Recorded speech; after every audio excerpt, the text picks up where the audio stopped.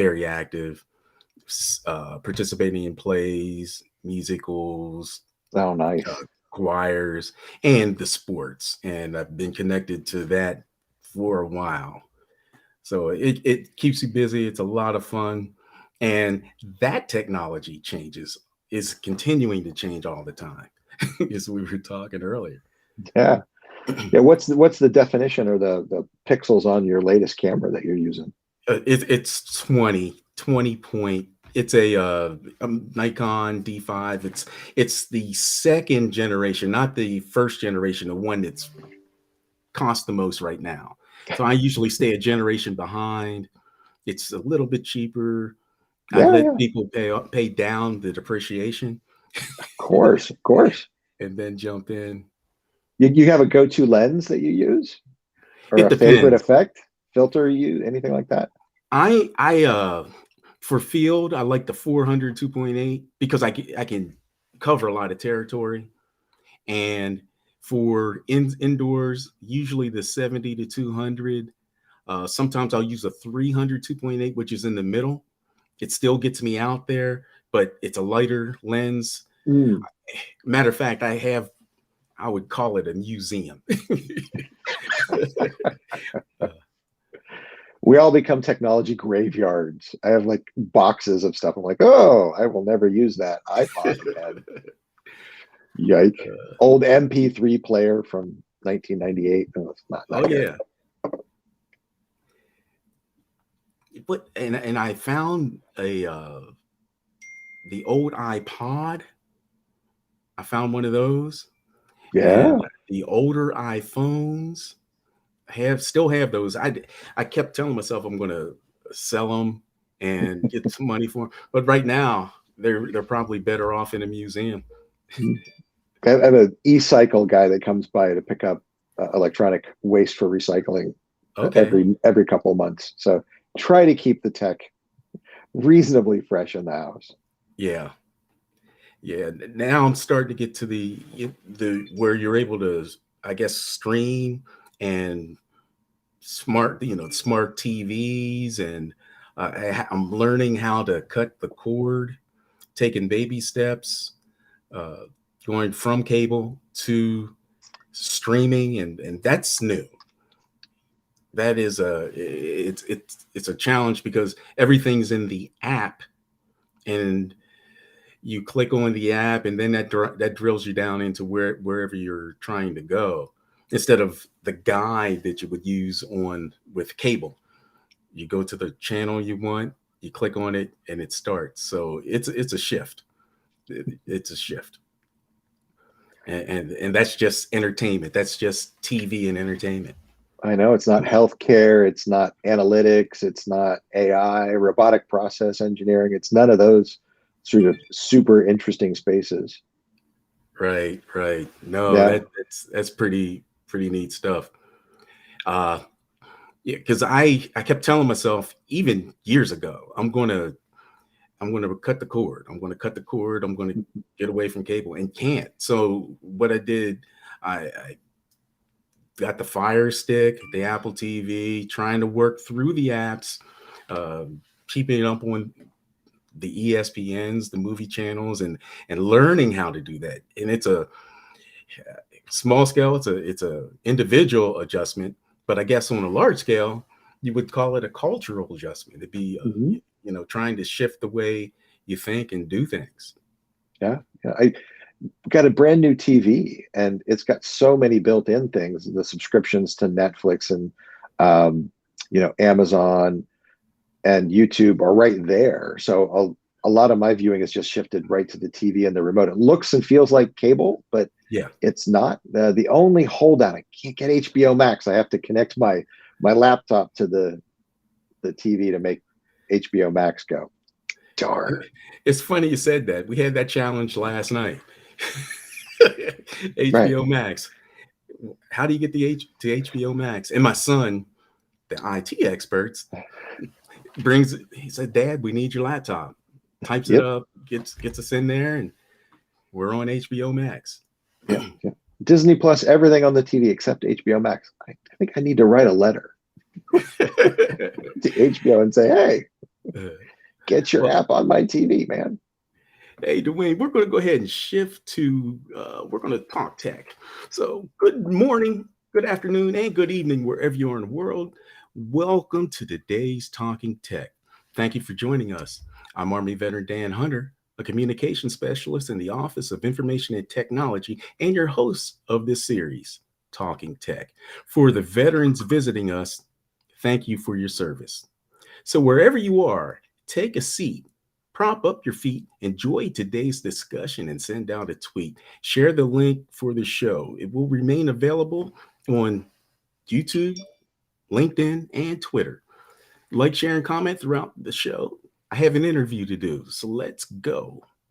This monthly series gives VA technology experts an opportunity to share what they're doing to serve our nation's veterans. They'll discuss best practices, strategies, and techniques designed to enhance the experience for veterans. VA uses ones and zeros to help our nation's heroes.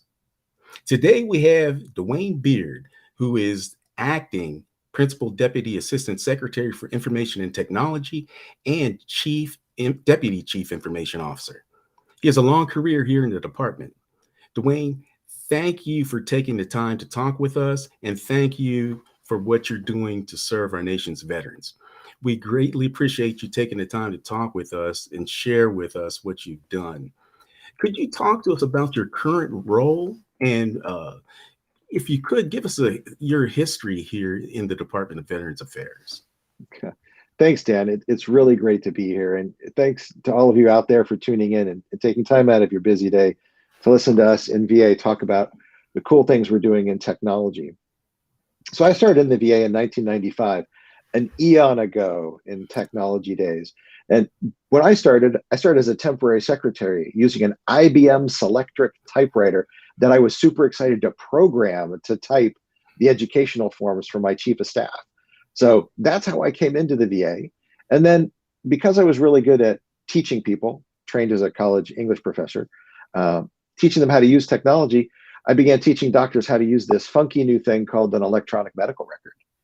And from there, I just kept getting moved around and up in the organization. VA has been very great to me. For those of you young in your lives thinking about a career in VA moved me from Chicago to Florida, back to Chicago, then to Pennsylvania, generally taking promotions along the way, ever increasing levels of influence, supervision, leadership. It's just been a really great learning journey in VA. And as I've gone up the food chain, I became an executive about 3 years ago over the End User Operations Organization, which is a really fantastic mission. It covers all of the points of physical presence from Guam to Puerto Rico to Maine to Alaska, all the places VA delivers services to veterans, the benefits offices, the medical centers, the clinics, everywhere you go to get service for the VA. Our technicians are there to make sure the technology works. And I had the incredible privilege of leading that team of folks and focusing them on that mission to make sure that that technology works and is available every time you come in for service. So super, super happy to lead that, especially during the pandemic, as we completely changed the way we deliver services. And then recently, back around Christmas time, the team asked me to step up and serve as the Principal Deputy Assistant Secretary. So now I spend a fair bit of my time in Washington, D.C. Today I'm coming to you from my house in Pittsburgh, Pennsylvania. It's cold and snowy, but at least I'm here and not stuck on a highway somewhere. So it's really good. Awesome. Well, that is some journey going from your start point to where you are today. That is an amazing journey. Uh, and you talked about the end user and what you've done to guide the end user operations here.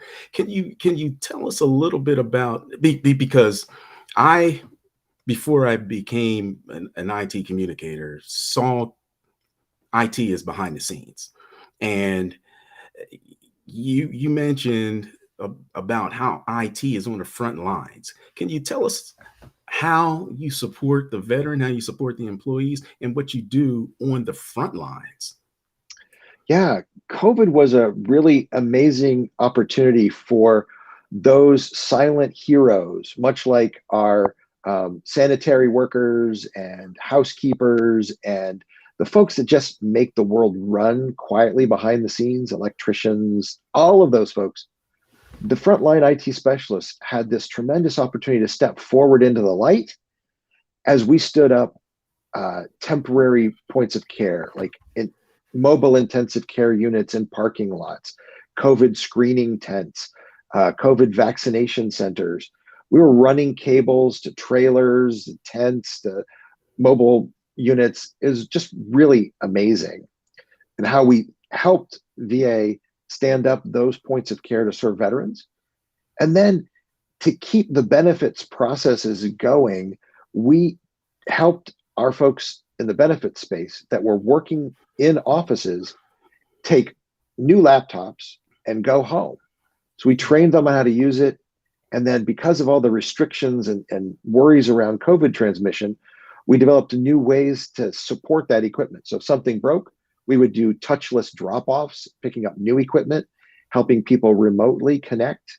It just was an amazing opportunity for people to see the frontline IT staff and actually get their equipment and their services and their fears alleviated. The last thing we wanted people to do was worry about the technology when they were trying to take care of veterans.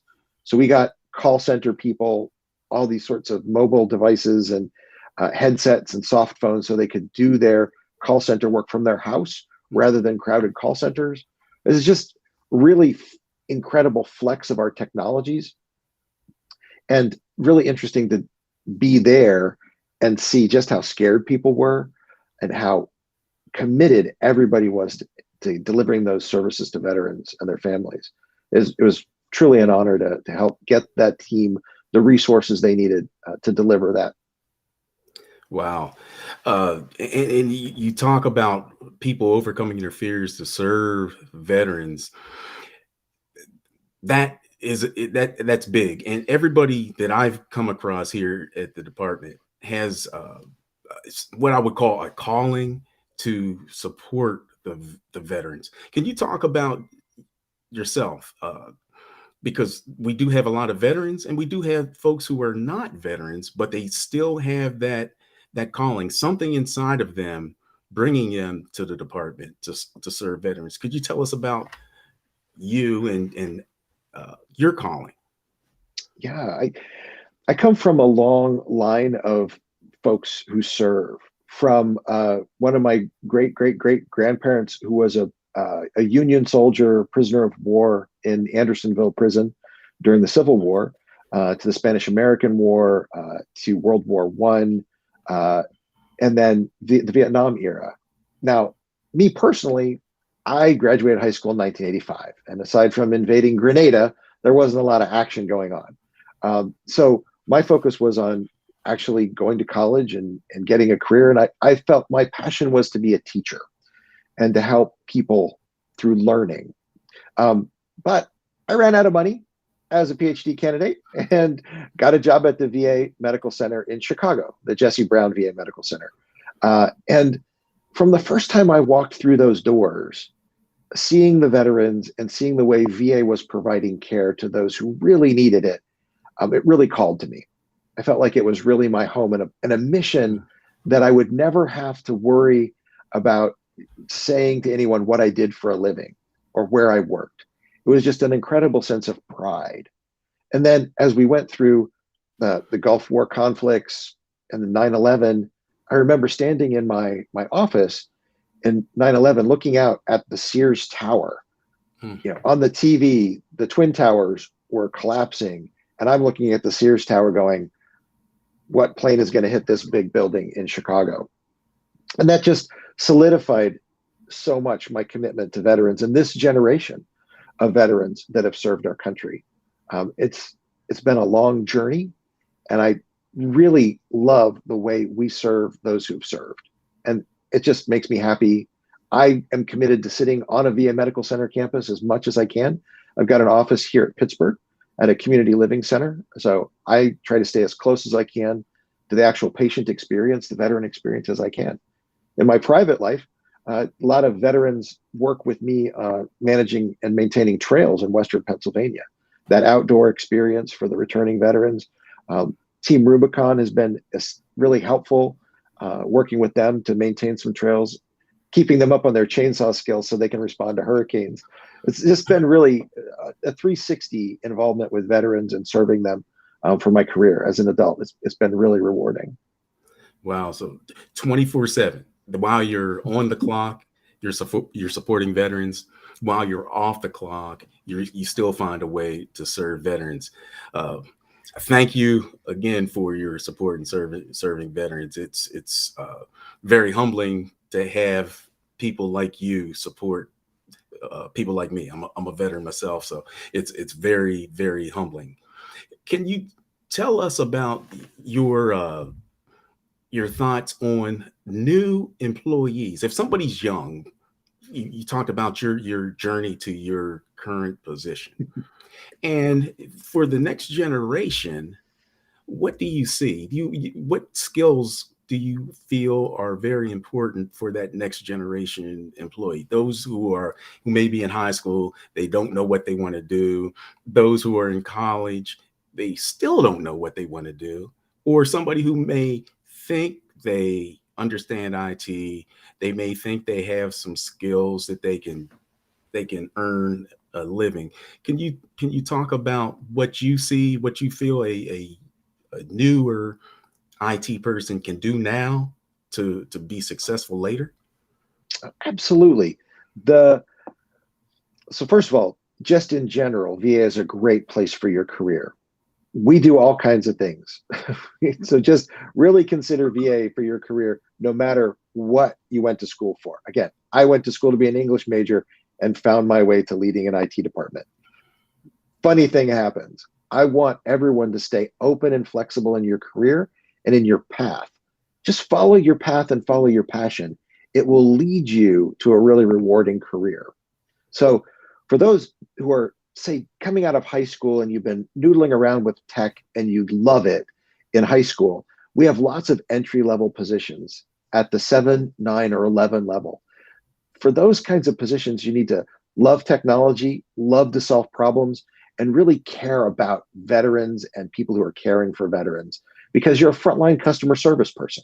You really are all about making the technology work on the front lines, and you meet people who are having a hard day because their technology's failed them. You're giving them new stuff or you're fixing something that's broken, and it's really fun. And you learn a lot about how a VA delivers services, and that helps make you a smarter person in terms of business acumen, which then lets you leverage up into leadership positions and become a project manager. So project management can lead to supervision or team leadership. That can lead you to ever growing opportunities to flex. I've moved back and forth from the hospital side to the IT side in my career. That sort of fluidity in the VA is super helpful. It gives you that well-rounded experience of the services that VA provides, and then the IT that's essential to delivering those services. It really puts you there in that empathetic situation close to those who use the technology. Now, if you've gone to college and you become an application developer, a network engineer, and you're really looking for some challenges, I can tell you wiring up a hospital or a data center, super challenging. As we move from IPv4 to IPv6, tons of opportunities. As we implement new technologies like 5G, more edge computing, augmented reality, virtual reality, all of these technologies are coming into our environments, and we need lots of folks either on the clinical technology side or on the strict IT side to work together to deliver these amazing services. So great opportunities for people right out of school. We're government, so we don't pay a lot, but if you're in a highly rural area or someplace in the country, VA's got a point of presence there. And if you're an application developer, we're hiring lots of people for virtual positions or telework positions, so you can be anywhere. COVID has really helped us shift our model and expectations there. We want the most talented, excited people who have a passion for public service and giving back to the community to come work for us and develop the most exciting IT solutions that serve veterans. We've got really old technologies, solutions that we're evolving onto new platforms, like this platform, like your mobile phone, We're doing everything we can to make those friendly, frictionless, and available to all veterans and their family members. We get you the benefits you need, hook you up with healthcare, let you do virtual visits anywhere. These are really the technologies. It's amazing to do a satellite truck during a hurricane. Your level of excitement and engagement, we can find a spot for you in our organization. Now, at some point, I aspire for everyone who has a growing family or a commitment to a bigger sort of perspective to take what you learn in VA early in your career and go to the private sector. Make a rich career wherever you go, and then learn lots, develop your skills. And if you're still committed to public service, feel free at the end of your career to come back and serve as an executive or an executive leader in VA later on. It's a great place to land. The retirement benefits are great. You get to carry healthcare into retirement, great retirement savings plan. It's all a great stable way to sort of bookend a career. I know a lot of folks like myself who just have stayed here and loved it because we love the mission, and that public service drive is a really big piece. So if you're passionate about public service and technology, government has lots of resources that can help you make, figure out how to apply your skill set to the problems and opportunities here in VA. We'd love to have you. Oh, thanks for sharing that. There are a lot of opportunities, not just going into the VA and growing up, but like, as you mentioned, opportunities to move around in VA, opportunities to go back and forth, go from the government to the private sector and back. There are a number of opportunities to grow an individual's career. Thank you for sharing that.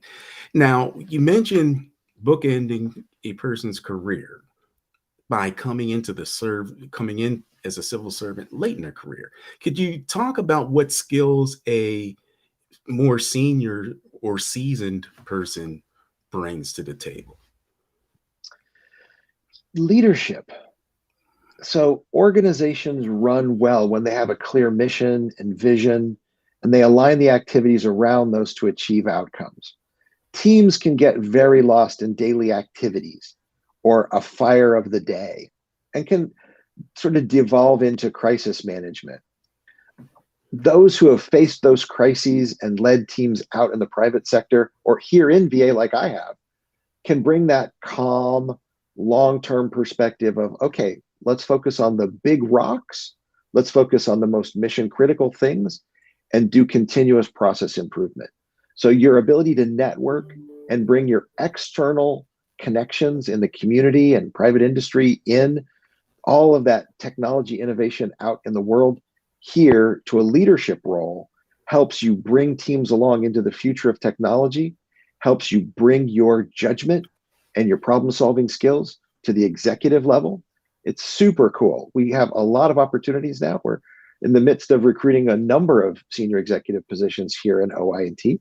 I encourage everyone to look on usajobs.gov for openings. We have open and continuous announcements for our entry-level positions, and we always have openings for specialists, technical specialists, architects, application developers, program managers, and executives. So look on USA Jobs, set up your search criteria so you're getting notifications when jobs in your area are interested, show up in your feed, and you can click on them. Love everyone to apply. And while you mentioned that, I imagine veterans who are serving, still wearing a uniform, have attributes they can bring to the table in terms of the way they think, the mission focus, and looking long-term, more of a strategic view. So it looks like that you might have opportunities there. Could you talk about the veterans who support you and work with you? Oh yeah, we've got between 40 to 50% of our workforce is veteran, and I love veterans. I won't share here at risk of offending people, but I do have some favorite branches of the service. Just saying. But I know feelings run deep, so I will not reveal my hand here. So love having veterans come in. Veterans serving veterans often gives us the most committed folks who are there anytime, day or night to serve. They understand the importance of the mission. It's huge and hugely beneficial. I will encourage any veterans listening today who are interested in working for us to work with your team and your support teams. If you're moving from active duty to civilian service, there's some great programs out there to help you translate your military service into a civilian resume. The folks that are reviewing your resumes may be civvies like me, who just don't understand the lingo that you're used to living and breathing. Make sure you work with your teams and those support services out in the community to translate your military experience into civilian speak. Spell out acronyms as much as you can. Make sure you talk about the types of technologies as much as you're able to, based on the security situations. Sometimes I know people can't share things, but you've got tremendous experience. And in the most battle-hardened and adverse conditions, your ability to problem solve and MacGyver a solution, something we really need. Figuring out how to represent that really well in your resume can be tricky. Veterans always get preference in our selection processes, so you're likely to get top of the list. But downstream selection processes, if the resume isn't readable enough to a civilian, can sometimes trip you up or reduce your chances of getting an interview. So please make sure you use those resources to translate your military experience into a format and language that we can understand. It makes it so much easier to pick you up. Awesome. No, I think a lot of people can benefit from what you just mentioned. And for those who are out there, like, share, subscribe, and get the word out, because this is very, very valuable information that can help someone earn a living, start a career, grow a career, and contribute to society and serve veterans. It's a great, great opportunity. So like, share, subscribe, and comment. One thing you mentioned, we talked about your past. We talked about how you got here. We talked about what you're doing, how you are serving veterans. We talked about how individuals can grow their careers and what somebody can contribute both as a junior person and as a more senior person. So I'm going to push pause right now, and we're going to go into the future. We're going to look out 10 years, and based on you right now, you are the acting deputy chief information officer. So you could look into the future. Go 10 years and tell us what you see in terms of IT and what VA is able to do. It's really interesting question. I always like to think back of how far we've come in a 10 or 15 year time frame and where we are now. Makes those projections always a little dicey. Some things are clearer, though. Devices will be wearing devices that are aware. We'll be carrying devices. The room may be aware. Everything from the devices in the room, whether it's a medical bed, lab analyzer, they may all be talking to each other. They may be talking to the badge you're wearing, or a wristband that you have, or your ID badge. It may all know you and be context aware. So artificial intelligence, edge computing, Meta is working on that next digital twin augmented reality version where you can imagine wearing glasses or even using your phone to reveal, like, how do I plug this in to make it work? Where can I go to actually fix this problem? Like, all of that can be integrated with a live problem ticketing system to make it easier for you to just walk around in your environment and serve folks that need help with technology. It can also let us visualize our network and our connected devices and implement security more natively on the devices with a zero trust environment where it's a comply to connect to our network, where even though the user has an easy time of it, the security is baked in. Compliance is continually monitored. We're doing threat assessments at our cybersecurity operations center so that we're always looking and coordinating with our national defense teams on any cyber threats that might be coming our way. so we could lock down our network and protect veteran health information, all of our benefits information. The threat environment is becoming more and more aggressive, more zero-day exploits, more need to rapidly patch and respond and isolate our networks. All of these are super important parts of what we're doing. Those are going to be more and more robust. Again, with the aid of artificial intelligence, robotic process automation, auto provisioning, and more end-to-end automation of systems. I don't want to sound like a futurist that is like promising you all a 2-hour work week and, free lunches. But we do want to get to an era where people are able to spend more time interacting as human beings and less time looking at the computer or the devices. The devices are smarter, they're more interconnected, so there's less time entering data. And the dashboards are more visually appealing, more real time, so that we have better intelligence to make better decisions. That's an exciting time. All of the parts are there. I think we're not quite to the Minority Report level 3D room with the magic gloves, but we're getting closer. Certainly, some of those prototypes exist in our innovation centers where we're doing augmented reality support for surgeries, medical procedures, training of new medical students. These are all really exciting innovations. I also like the way we use virtual reality to treat veterans from post-traumatic stress disorder or recently paralyzed veterans, taking them to the wheelchair games or the winter sports clinic so they can imagine a future where they're skiing, doing big air off the big jumps at the X Games. All of that is super exciting in our environment. So I just have a lot of hope for the future in terms of how much we'll be using cutting edge technology in the VA. Wow, that is an exciting future. So for folks who are thinking about working here at VA, for folks who are currently working at VA, and for folks looking at the future in VA, there's a lot of activity, a lot of excitement. We as a community in VA have done a lot. Dewaine, is there anything I missed? Is there anything you would like to add that I hadn't covered so far?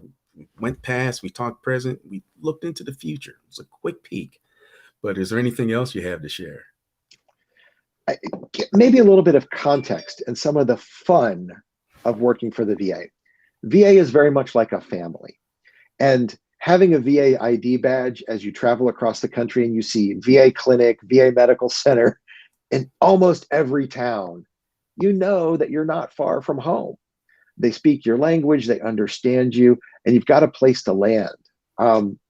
I think that's incredibly amazing. I know many of my colleagues sort of irritate their family members as they drive around or visit places like, hey, there's a VA over there. There's a VA over there. Take pictures of the VA signs. We are the second largest federal agency. We're a cabinet level agency. When you work here, you're working at a very big scale, delivering incredible results for a very noble purpose. There's nothing I'd rather do, and I encourage everyone to come join our team. Awesome. Well, thank you, Dewaine. I greatly appreciate what you discussed and how you shared your experiences, your knowledge, and a bit about the future. That quick peek into the future. Greatly appreciate it. I know that you're right on time. We greatly appreciate what you've done and what you shared with our community. This will be available on Twitter, LinkedIn, and YouTube. So continue to share this video. We greatly appreciate you participating. Join us for our next Talking Tech, where we'll talk about how ones and zeros help our nation's heroes. If you have an IT service or application, please contact our IT vendor management office at itvmo@va.gov.